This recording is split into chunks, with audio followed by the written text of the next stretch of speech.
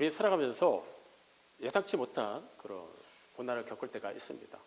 워낙에 그런 일이 많이 일어나기 때문에 그거를 어느 정도 예상을 하고 살아가면서도 그래도 그런 일이 닥칠 때마다 우리는 늘 의문을 표기합니다. 왜 나한테 이런 일이 벌어질까? 그러니까 응당 내가 그 일을 초래한 일이라면 그렇게까지 고민하지 않습니다. 내가 분명히 잘못 판단했고 어떠한 잘못된 행동을 했고 그것으로 말미암아서 그런 불가피하게 따라오는 안 좋은 결과라면 그거는 그냥 내 책임이고 그냥 받아들이면 됩니다. 근데 문제는 우리가 말하는 고난이라는 거의 상당 부분이 그렇지가 않다는 거예요. 나는 분명히 선하게 살았고 말씀을 따라 살았고 나름 양심을 따라서 살았는데도 불구하고 나의 그러한 모든 삶의 궤적과는 상관없는 그런 결과물들이 하나씩 다가오더라는 거예요. 내가 아닌 다른 누군가의 잘못 때문에 내가 피해를 입기도 하고 나도 아니고 다른 사람도 아니고 그냥 생각지도 못했던 자연재해 때문에 어려움을 당할 수도 있습니다. 그 순간에 우리는 하나님께 묻죠. 하나님이 계시면 나를 지켜주시고 또 이런 상황을 아예 마주치지 않게 하시거나 아니면 이 상황을 만나더라도 나는 거뜬히 넘어갈 수 있는 그런 능력을 주셔야 되지 않겠습니까? 우리가 그렇게 말하는 데는 기본적인 근거가 있습니다. 적어도 우리는 세상 사람들, 소위 말하는 아직 예수님을 구세주로 영접하지 않은 사람들에게 하나님의 자녀로서 보여주어야 하는 그 무언가가 있기 때문이에요. 세상의 소금과 빛이라는 그 정체성을 바탕으로 볼 때 우리는 그래도 똑같은 고난을 당하더라도 적어도 하나님의 자녀만큼은 뭔가 다르다라는 것을 보여주고 싶어 합니다. 그런 생각 자체는 문제가 되지 않습니다. 하지만 우리가 세상에 우리의 뭔가 다른 것을 보여준다고 할 때 그것이 꼭 아무런 고통이 없고 예수를 믿었더니 그 전과 그 이후의 삶이 확연하게 달라졌고 그 다음부터는 그저 그냥 만사 형통하는 삶을 산다 이런 걸로 보여줘야 된다는 것은 그냥 지극히 인간적인 생각일 수 있다는 것이죠. 우리가 성경을 살펴보면 성경에 등장하는 수많은 인물들의 삶이 그랬습니다. 히브리서에서 말하는 그 믿음의 사람들, 그들의 삶이 늘 평탄하진 않았어요. 그런 때도 있었지만 상당 시간 동안 그리고 그들이 본격적으로 역사의 무대에서 이름을 알리기까지의 그 걸린 시간 동안에 쌓여왔던 많은 일들을 보면 그것은 고난의 연속이었습니다.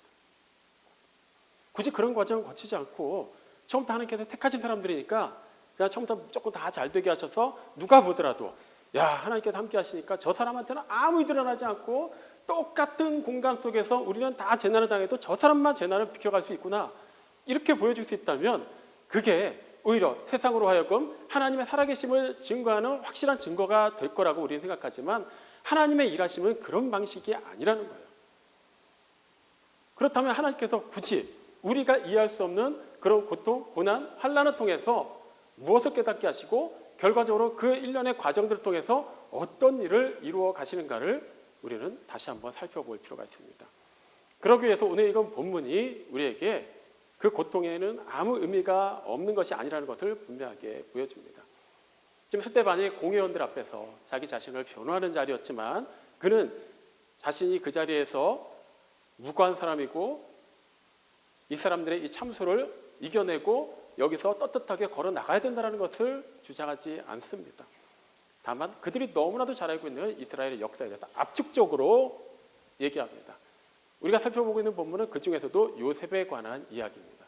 요셉, 자, 그가 총리가 된 애굽의 총리가 되고 난 이후의 삶은 분명히 이전과는 비교할 수 없는 굉장히 영광스러운 삶인 것은 맞습니다. 하지만 그 자리에 이르기까지 성경에서 주목하는 더 긴 시간 동안 더 자세한 사건들을 살펴보면 그의 삶은 그야말로 고난의 연속이라는 것을 알 수 있습니다. 스데반이 굳이 그 얘기를 자기의 목숨을 부지해야 되는 자리임에도 불구하고 그곳에서 꺼냈다는 것은 하나님께서는 우리에게 주시는 그 고난, 고통을 그냥 그 자체로만 내버려 두지 않으신다는 거예요. 그것을 통해서 또 다른 길을 내신다는 것을 보여주기 위함입니다. 사도행전 7장 9절 말씀은 요셉이 당했던 그 고난이 굉장히 압축적으로 기록되어 있어요. 여러 조상들이 요셉을 시기하여 애굽에 팔았다라는 내용으로 시작합니다. 네, 요셉의 친형들입니다. 근데 그들이 요셉을 시기했어요. 그래서 애굽에 팔았습니다. 자, 이 과정을 한번 되짚어 보죠. 자, 요셉 입장에서 한번 생각해 보겠습니다. 아니, 그가 형들에 의해서 구덩이에 빠뜨려지고, 그때 구덩이에 빠뜨렸을 때 의도가 뭐였습니까?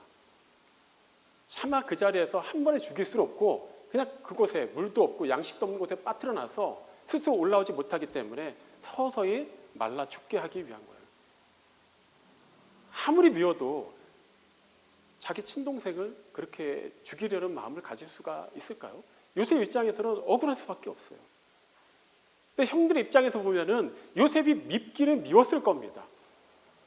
요셉과 형들과의 그런 갈등 관계의 그 서사를 보면 뭐 이런 사건들이 있죠. 예를 들면 요셉이 또 그 형제들 가운데서 이렇게 베냐민 말고 막내에 해당하기 때문에 유난히 아버지 야곱이 그를 이뻐했어요. 그러니까 다른 아들들은 그 떼아볕에 나가서 열심히 양을 치고 그 가정의 생계를 꾸려가기 위해서 노력을 하는데 요셉에게는 채색 옷을 입혔다라는 거예요. 채색 옷을 입혔다라는 것은 당시 문화에서는 그냥 좋은 옷을 입혔다, 귀하게 여겼다라는 그런 의미만 있는 게 아니에요. 그런 육체 노동을 시키지 않았다라는 거예요. 그런 옷 자체가 굉장히 육체 노동과는 적합하지도 않고 이렇게 오염됐을 때 그것을 다시 희게 원상복구하는 게 어렵습니다. 그런 옷을 입은 사람들은 진짜 고관 대작들이었어요. 그러니까 굳이 힘든 일 할 필요 없고 지저분한 일을 하지 않아도 되는 사람들의 옷이었던 거예요. 무슨 말입니까? 요셉은 그냥 편하게 자랐다는 얘기예요. 그냥 아버지가 너무나도 기여해 주니까 형제들 입장에서 얄밉겠죠. 그런데 어느 날 이 요셉이 뭔 잘못인지 모르겠지만 형들이 뭔가 잘못한 것을 아버지한테 또 그대로 일러 바칩니다. 자, 이런 사건들이 계속 쌓이다 보니 형들 입장에서는 감정이 안 좋을 수밖에 없는 거예요. 동생이지만 갓난아기 때야 귀여웠는데 얘가 말을 하기 시작하고 걷기 시작하면서부터 아기 때 아버지가 편애하는 건 이해를 했지만 이제 어느 정도 일할 나이가 되는데 우리랑 똑같이 양을 치러 나가야 되는데도 불구하고 얘한테만 특별한 옷을 입히고 얘한테만 좋은 것을 먹이고 얘한테서 들어오는 정보는 그냥 의심하지 않고 다 받아들이고 거기서부터 이미 갈등에 굉장히 골이 깊어진 것이죠. 그런데 심지어는 또 꿈을 또 비슷한 맥락의 꿈을 2번이나 꾸는데 그걸 또 아무 생각 없이 얘기합니다. 17살쯤 됐으면 그래도 어느 정도 생각을 할 법도 해요. 형들이 자기를 미워한다는 것을 아예 눈치채지 못하지는 않았을 겁니다. 그런데도 그걸 그냥 막 얘기를 합니다. 형들 입장에서는 정확한 해몽은 안 되더라도 느낌이라는 게 오잖아요. 아니 우리가 심지어는 우리 아버지 어머니도 얘 앞에서 무릎을 꿇어야 된단 말인가? 이러면 안 되겠네. 이미 괘씸죄까지 더해져서 계속해서 정립이 된 거예요. 그러던 어느 날 또 이렇게 멀리 떨어진 곳에서 양을 치고 있는데 아버지가 심부름을 보냅니다. 집에서 멀리 떨어진 곳, 요셉도 이렇게 쉽게 찾아올 수 없는 곳까지 갔으니 그들은 거기서만큼은 자신들의 심산탄도 하면서 뭐 양들을 보면서 요셉에 대해서 소위 말하는 뒷담화도 하면서 아버지에 대해 서운한 감정도 토로하면서 뭐 그러고 있었을 수도 있어요. 근데 멀리서 요셉이 등장하는 거예요. 그때부터 식은땀이 흐르고 얼마나 긴장이 됐겠습니까? 저 녀석이 또 우리에 대한 뭘 가지고 아버지한테 가서 얘기를 할까? 저도 우리를 도와주러 오는 애는 아니잖아요. 그러니까 그들 입장에서는 그 시기가 쌓이고 쌓여서 결과적으로는 구덩이에까지 집어넣은 거예요. 죽이기로 한 겁니다. 근데 또 차마 또 같은 또 혈족인데 그렇게 잔인하게 죽일 수 없고 차라리 노예로 팔아버리자. 마침 이스마엘 상인들이 애굽을 향해서 이렇게 장사를 하러 가는 행렬을 발견하게 됩니다. 차라리 저들한테 팔자. 그 행렬 가운데 있었던 미디안 상인들에게 요셉을 은 20개를 받고 팔아 넘깁니다. 그리고 아버지에게는 요셉이 입었던 옷을 그것을 탁 해지게 하고 짐승의 피를 묻혀서 요셉이 죽었습니다라고 보고를 하죠. 자, 이제부터 형들에게 요셉은 죽은 겁니다. 우리 기준에서는 또 살아 있으니까 어떻게든 애굽에 내려가서 무슨 수를 써서라도 누군가에게 연락이 닿을 수도 있지 않을까? 그 시대는 그런 시대가 아니었다는 걸 잘 알고 계시죠. 노예 생활 자체가 이미 끝난 거예요. 더 이상 자유로울 수도 없고 예전 삶으로 돌아갈 수도 없는 겁니다. 근데 심지어 그 와중에 요셉은 또 억울한 일을 당해서 감옥에 갇힙니다. 더 깊이 내려가는 거예요. 그 억울한 시간이 연속으로 다가옵니다. 요셉 입장에서 다시 한번 생각해 보죠. 처음에 형들한테 그렇게 미움을 받고 구덩이에 던져질 때만 해도 얼마나 속이 상했겠어요. 이해할 수가 없습니다. 어떻게든 여기서 나갈 수만 있으면 아버지한테 다 일러 바쳐야지 이런 생각을 했을 수도 있어요. 형들 입장에서 또 불안했을 거예요. 얘 혹시라도 아버지한테 가서 오늘 있었던 일 다 얘기하는 거 아니야? 그러니까 확실하게 없애는 방법을 택한 게 바로 노예로 팔아버린 거예요. 그런데 스데반이 그 얘기를 압축해서 얘기를 하면서 그 다음에 뭘 얘기합니까? 핵심은 그게 아니었다라는 거예요. 고난이 계속해서 이어졌던 그 고통스러운 순간들이 요셉의 삶을 완벽하게 규정한 게 아니라는 거예요. 하나님께서 그와 함께 하셨다라는 게 동사가 되는 거예요. 그 과정입니다. 하나님께서 우리에게 이유 없이 고통을 주시지는 않아요. 물론 우리 입장에서는 그 순간 이해가 안 갈 뿐입니다. 어느 시점에서 지나고 나면은 우리도 하나씩 그 예전에 도무지 해소되지 않았던 그 물음표들이 느낌표가 되고 마침표가 되는 순간들은 있어요. 근데 그런 경험들이 쌓여도 지금 당장 또 다른 고난을 겪게 되면 우리는 여전히 고민합니다.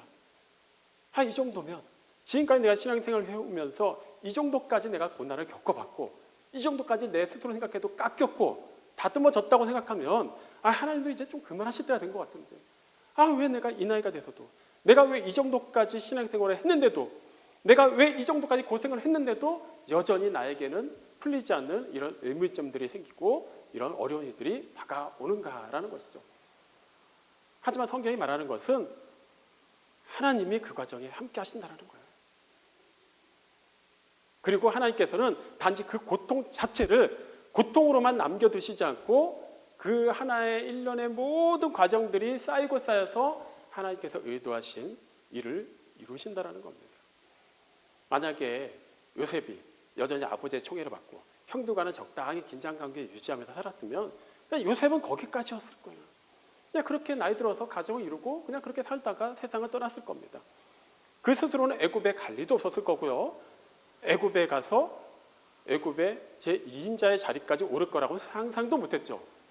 근데 하나님께서는 요셉의 그 고난의 시간들을 통해서 그 자리까지 이끄셨다는 거예요.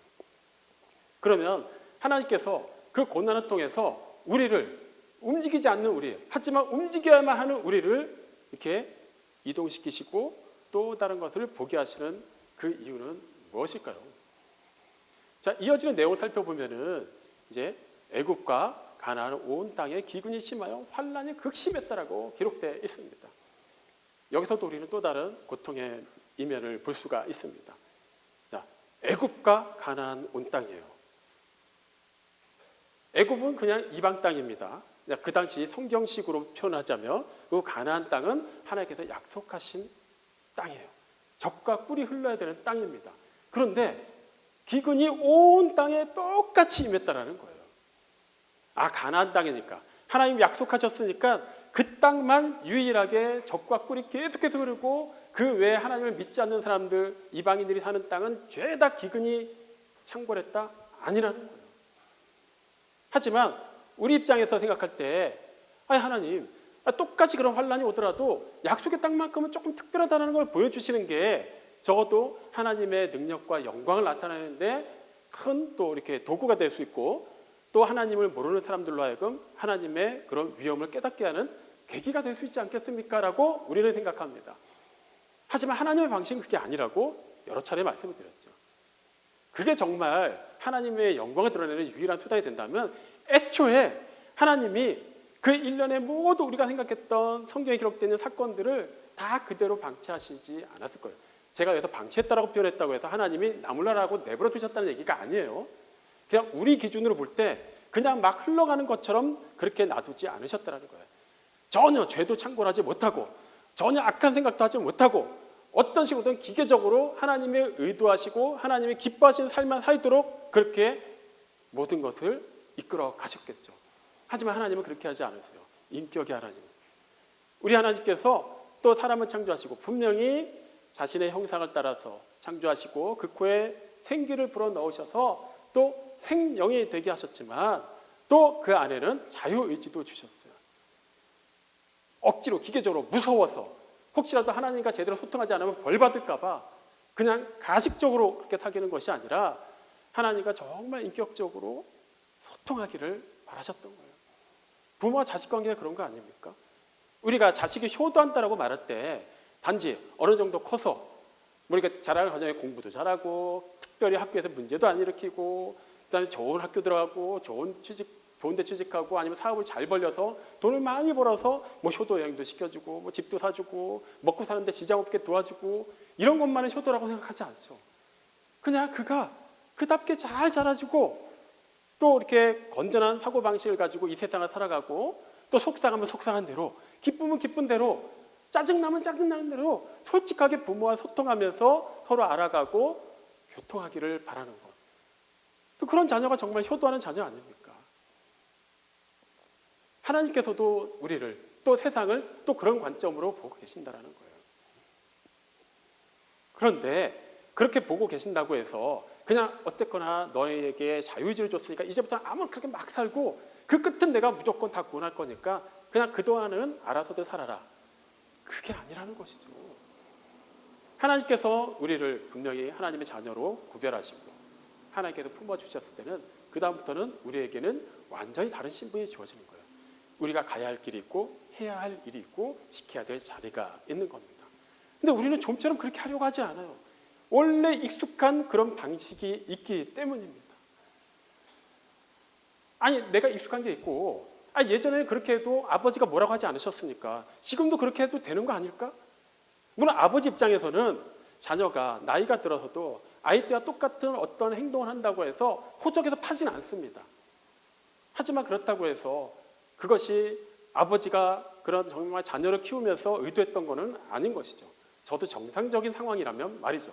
정상적으로 교육을 시켰고 정상적으로 성인이 될 때까지 뒷바라지를 하였고 또 그 자녀가 세상에 나가서 뭔가를 열심히 할 수 있는 터전까지는 다 마련해 주었는데 그 다음에도 이 자녀가 나이가 들었는데도 여전히 엄마한테 젖을 달라고 하고 똥오줌을 가리지 못하고 자기가 뭔가 마음에 안 들겠으면 그냥 그 자리에 주저앉아서 울어버리고 그렇게 한다면 내 자녀니까 보살펴 줄지언정 그것은 결코 부모가 의도하는 그런 모습은 아닌 것이죠.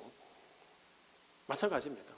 우리에게도 하나님께서는 하나님의 자녀로서 이제는 어둠에 속한 자가 아니라 빛에 속한 자로서 빛의 자녀답게 행해야 되는 것들이 있음에도 불구하고 여전히 예전 행실에 익숙해서 이것을 제대로 하지 않는 것이 있기 때문에 하나님께서 우리를 강권적으로 이끄시는 때가 있습니다. 그때 그 이끄시는 방법이 바로 고난이라는 거예요. 자, 지금 야곱과 그 아들들 요셉을 제외한 그 가족들이 가나안 땅에 있습니다. 애굽도 가나안 땅도 다 기근이 막 퍼져나가가지고 다 지금 환란을 겪고 있어요. 그런데 소문을 들어보니까 그럼에도 불구하고 애굽에는 굉장히 뛰어난 총리가 한참 풍년일 때 곡식을 잘 저장해 두어서 어쨌거나 거기에 가면 곡식을 구할 수 있다더라라는 소식이 귀에 들어왔어요. 이 고통 속에 가만히 있으면 아무리 약속의 땅이니까 계속 거기서 기도만 하고 있으면 기우제만 드리고 있으면 될까요? 그게 아니라는 거예요. 하나님께서는 그 고통의 순간을 통해서 그들이 잠시 약속의 땅을 벗어나야 하기 때문에 그 과정으로 이끌어 가십니다. 하나님이 함께 하시기 때문에 가능한 과정이죠. 자, 이제 야곱이 아들들한테 얘기합니다. 자, 소문을 들어보니까 애굽에 가면은 양식을 구할 수 있다고 하는데 너희들이 좀 다녀와라. 형들 입장에서 한번 생각해 보죠. 어쩌면 가슴이 철렁하지 않았을까요? 그들에게 애굽이라는 그 지명 자체는 그다지 좋은 기억이 아니었을 거예요.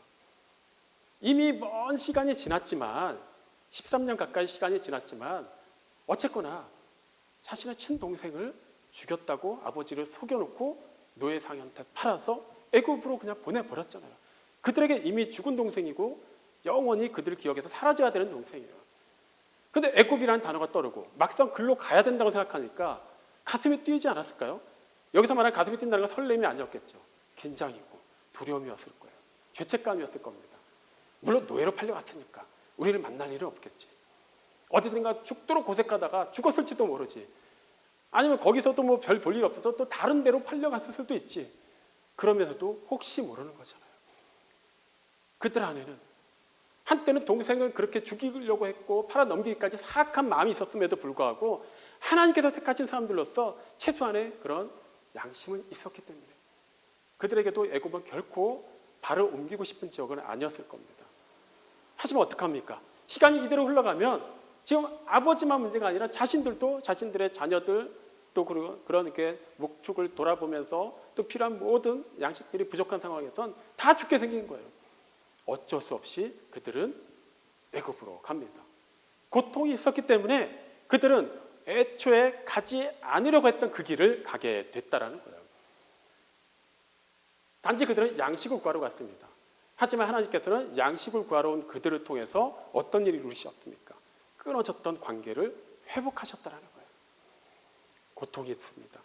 하지만 그 과정에도 하나님은 함께 하셨습니다. 요셉이 채색 옷을 입고 있을 때나, 형들에게 미움을 받을 때나, 그리고 형들에 의해서 구덩이에 던져지고 팔려갈 때나, 그리고 노예 생활, 감옥 생활을 할 때나 하나님은 늘 함께 하셨어요. 마찬가지로 야곱이 요셉이 죽은 줄로 알고 그렇게 한탄하면서 아픈 가슴을 부둥켜 안고 13년 이상을 살아가는 동안에도 하나님은 그와 함께 하셨고 그의 형들에게도 함께 하셨어요. 하지만 각자의 삶이 다 따로 있는 것 같았지만 하나님의 큰 그림 안에선 그들은 하나가 되기 위한 과정으로 이어가고 있었던 거예요. 그들이 만약에 양식을 구하기 위해서 애굽으로 가지 않았다면 요셉을 만나지 못했겠죠. 그리고 요셉을 만나지 못했다면 영원히 그들은 요셉과의 그런 끊어졌던 관계, 그 죄책감 속에서 살아갔을 거예요. 어쩌면 요셉도 계속해서 형들에 대한 그런 원망과 그런 속상함을 안고 살아야만 했을 수도 있습니다. 하지만 하나님께서는 그 과정을 통해서 끊어졌던 관계를 회복하셨다는 거예요. 우리에게도 이런 일들은 종종 일어납니다. 꼭 나 자신이 아니더라도 우리 주변에서도 얼마든지 찾아볼 수 있어요. 예를 들면 이런 거죠. 또 이렇게 왕래가 뜸했던 가족들이 누군가의 병상에서 다시 만나서 하나가 되는 거예요. 어떤 오해 때문이지 불편한 일 때문에 사이가 틀어졌던 사람들이 함께 어려운 일을 극복해 나가면서 다시 그 관계가 새로워지는 경우도 우리는 얼마든지 볼 수 있습니다. 이렇게 잘 나가야만 되는데, 이렇게 돼야만 되는데 했던 일이 딱 단절되었고 거기서 모든 것이 무너진 것 같음에도 불구하고 오히려 거기서 또 새로운 일이 일어나기도 한다는 거예요. 세상은 그걸 우연이라고 합니다. 하지만 우리 눈에 보이는 우연일 뿐 하나님의 뜻 안에서 모든 것이 합력하여 서로 이루는 하나하나의 퍼즐 조각들이 되었다는 거예요. 내가 그토록 애를 써서 일궈놓은 사업장에 한순간에 부도가 날 수도 있고요. 그렇게 정열적으로 일했던 직장에서 퇴출당할 수도 있어요. 그 순간에 모든 것이 무너지는 것 같지만 결과적으로 그 이후에 기존 같았으면 생각지도 못했을 새로운 일이, 더 놀라운 일이 일어나더라는 겁니다. 저 사람과의 관계가 틀어지면은 이제 나는 모든 것이 다 무너질 것 같고 나는 외톨이가 될 것 같지만 오히려 그 일 이후에 우리는 기존 같았으면 전혀 알지도 못했을 또 다른 만남, 또 다른 귀한 교제를 또 경험하기도 하는 것이죠. 고통 그 자체는 분명히 우리에게 좋은 느낌으로 다가오진 않습니다. 하지만 하나님 뜻 안에서 하나님께서 허락하시는 고통은 반드시 뜻이 있다는 거예요. 우리가 움직여야 되는데도 가만히 있을 때 움직이게 하고, 우리가 가야 하는 길인데도 다른 길을 헤매고 있을 때 마땅히 그 길을 가게 하신다는 거예요. 그 대표적인 예가 나중에 우리가 언젠가 살펴보겠지만 초대교회에 임한 박해 이후의 사건 아닙니까? 그 전까지 예루살렘 교회를 중심으로 똘똘 뭉쳐 있었어요. 하지만 스데반의 순교 이후에 대대적인 박해가 교회에 일어나기 시작하자 어쩔 수 없이 살기 위해서 성도들이 막 터지기 시작합니다. 그 다음부터 어떤 일이 일어났죠? 예수님께서 말씀하셨던 성령이 임하시니까 그들이 권능을 받아서 예루살렘과 온 유대와 사마리아와 땅끝까지 이르러 복음을 전하게 되었다는 거예요.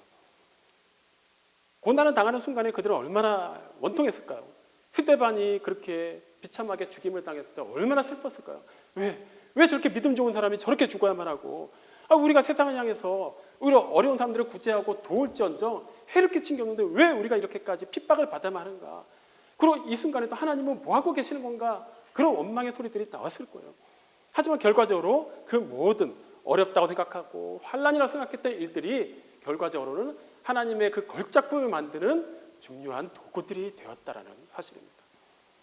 또 우리는 이 고통을 통해서 사람들 사이의 관계, 또 새로웠던 그런 만남, 또 새로운 일을 경험하기도 하지만 무엇보다도 하나님과의 관계가 더욱더 가까워진다는 것을 부인할 수 없습니다. 솔직히 말해서 그냥 우리의 삶이 그냥 평탄하고 큰 문제가 없으면 하나님을 잘 찾지 않습니다. 그래도 물론 신앙생활을 하죠. 그 와중에도 초지일과 열심히 하는 분들도 있습니다. 하지만 일반적으로 생각하면 그렇다라는 거예요. 하지만 그 고통이 다가오면 처음에는 의아해하기도 하고 원망하기도 하고 불평하기도 하고 어떻게든 사람들에게 도움을 받아보려고도 하고 또 다른 방법을 모색해 보다가도 결과적으로 우리는 어디를 향하게 됩니까? 하나님 앞에 다시 무릎을 꿇게 된다는 거예요. 마땅히 처음부터 찾았어야 되는 하나님, 늘 함께 하시는데도 불구하고 그분을 우리는 잊고 다른 길을 찾다가 다 양 같아서 그릇 행하여 각기 제 갈 길로 가다가 그제서야 바로 가야 되는 그 길 앞에 다시 서게 됐다라는 거예요. 요셉이 지금 자기의 목숨이 경각에 달린 그 순간에 이 얘기를 굳이 하는 이유가 무엇이겠습니까? 가장 먼저는 스데반이 이 요셉의 이야기를 하는 이유. 첫째는 지금 요셉이 살아난 그 삶, 요셉이 당한 그 고난의 시간들이 예수님의 삶을 예표한 것이기 때문이에요.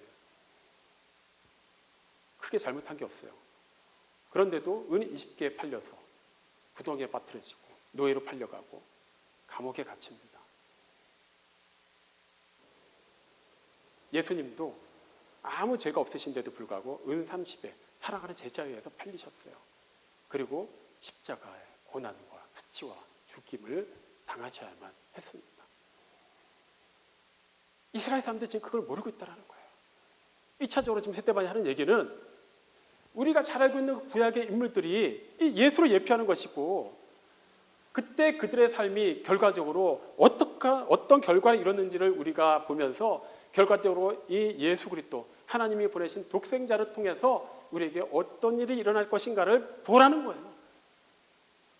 건축자의 버린 돌이 결과적으로는 그냥 쓸모없는 돌이 아니라 모퉁이에 굉장히 요긴한 돌이 되는 그 과정을 보라는 겁니다. 그리고 오늘 우리에게 또 전하는 말은 그 고통 안에 숨겨진 의미를 보라는 거예요. 요셉은 고생했지만 고생 끝에 낙이 와서 총리가 되었고 잘 먹고 잘 살았다. 예수님이 비록 고난을 당하시고 죽임당하셨지만 결과적으로 3일째 되는 날 부활하셨고 영원히 살아계십니다. 이 얘기가 끝이 아니라는 거예요. 그 고난당하는 과정을 통해서 하나님께서 결과적으로 어떤 일을 이루셨는가를 보라는 거예요. 우리는 단지 예수님의 고난을 생각하면 예수님이 고난당하시고 죽임당하시고 부활하시고 또 1년의 그 모든 과정을 통해서 우리가 그분을 믿음으로 말미암아 구원을 받았다. 여기에서 마침표를 자꾸 찍으려고 하는데 지금 스데반이 하는 얘기는 거기서 끝나지 않는다는 거예요.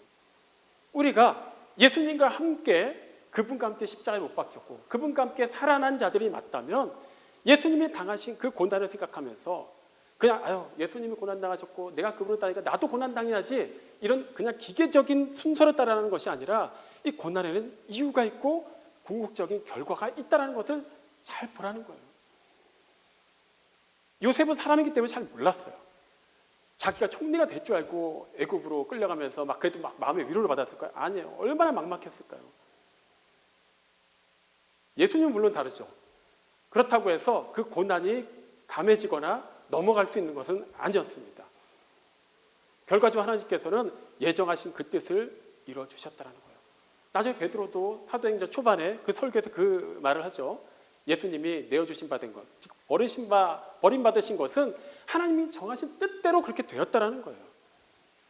하나님이 이미 다 계획하신 뜻대로 그렇게 버리셨지만 다시 살리시고 그 살아난 주 예수 그리스도를 통하여서 그분의 구속사를 완성하셨다는 거예요.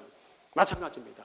예수님과 함께하는 예수님께 속한 우리 성도들에게 임하는 고난 또한 그 순간은 이해할 수가 없고 괴롭고 피하고 싶고 빨리 해결되기를 바랄 뿐이지만 결과적으로 하나님께서 정하신 때 그 계획하신 방법을 통하여서 반드시 그 모든 것이 합력하여 선을 이루게 하신다라는 거예요.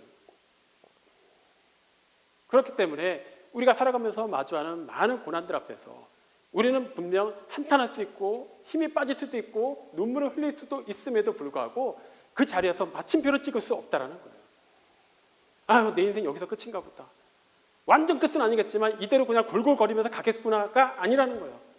내가 정말 할 뜻대로 살고 있다. 어떻게든 부족하지만 부족한 그대로 하나님의 말씀을 따라서 살려고 노력하고 있다. 그럼에도 불구하고 이 고난이 나에게 다가왔다. 그러면 우리는 깨닫지 못했지만 반드시 움직여야 되는 그 자리에서 하나님이 우리를 흔들고 계신다라는 거예요. 우리가 가야 할 길을 외면하고 다른 길을 바라보고 있을 때 하나님께서 그 길로 이끄시고 계신다는 것을 기억해야 한다는 거예요. 이 1년의 모든 과정이 하나님이 함께 하신다는 것을 또 잊지 마시기 바랍니다. 요셉이 형들에게 팔려서 애굽으로 노예로 이렇게 끌려갔지만 그 모든 과정의 동사, 마침표가 뭐였다고요? 하나님이 그와 함께 하셨다라는 거예요. 마찬가지입니다. 우리가 뭔지는 모르지만 하나님께서 나에게 닥친 이런 고난들을 통하여서 놀라운 일을 이루실 것이다라는 믿음이 있다고 해서 그래서 오롯이 우리 스스로의 역량으로만 감당하는 게 아니라는 거예요. 하나님이 함께 하신다라는 거예요. 도무지 내가 못할 것 같은 일 하나님이 하십니다. 할만 하니까 우리에게 허락하시는 거예요. 해야 되니까 우리에게 능력을 주시는 거고요. 우리가 도무지 할 수 없는 일이라면 보혜사 성령님께서 우리 안에 내주하시고 또 우리를 초월하여 역사하시고 우리를 위해서 중보하시고 또 우리에게 능력을 주시고 우리에게 지혜를 주셔서 마땅히 그 일을 감당하게 하신다는 거예요. 그렇기 때문에 우리는 어떤 삶의 자세를 견지해야만 할까요? 고난 앞에서 인간이니까 슬퍼할 수도 있고 괴로워할 수도 있습니다. 하지만 주어진 그 삶 앞에서 우리 스스로가 종집을 찍는 것이 아니라 하나님께서 이루실 큰 일을 바라보면서 담담하게 나아가는 것입니다. 요셉이 총리가 되면 그 다음부터 나는 어떻게든 하나님 뜻대로 살아야지 그렇게 했을까요? 아닙니다. 그는 노예로 살 때 억울한데도 불구하고 자기가 할 일을 최선을 다했어요. 너무나도 억울하게 감옥에 갇혔음에도 불구하고 그곳에서 자기가 해야 될 일을 찾았습니다. 그 결과 그 일련의 과정들이 다 거쳐서 그가 생각지도 못했던 하나님의 놀라운 구원의 역사에 그런 마중물이 되었다는 거예요. 여기에 놀라운 역설이 있습니다. 요셉을 버린 형들이 결과적으로 요셉의 도움으로 구원을 받습니다. 우리가 예수님을 십자가에 못 박았는데 그 예수님이 우리를 구원하십니다. 그리고 그분이 지금 우리와 함께 하십니다. 무엇이 문제가 되겠습니까? 어렵습니다. 힘듭니다. 괴롭습니다. 아픕니다. 한숨도 나오죠. 네, 그렇게 할 수 있고요. 그렇게 하셔도 됩니다. 하지만 거기에 머물지 마십시오. 잠시 쉴 수 있습니다. 앉아 가실 수 있어요. 하지만 하나님께서 우리를 이렇게 흔드시고 길을 내실 때 그 길을 가시기 바랍니다. 먼저 툭툭 털고 일어나서 가시기 바랍니다. 하나님이 함께 하시고 반드시 그 종착지까지 우리를 인도하십니다. 이 분명한 확신을 가지고 이번 한 주간의 삶도 하나님의 은혜와 능력 안에서 주어진 길을 때로는 고난을 마주하더라도 그것조차도 사명으로 받아들이고 담대하게 걸어가는 우리 모두가 되기를 주님의 이름으로 축원합니다. 아멘.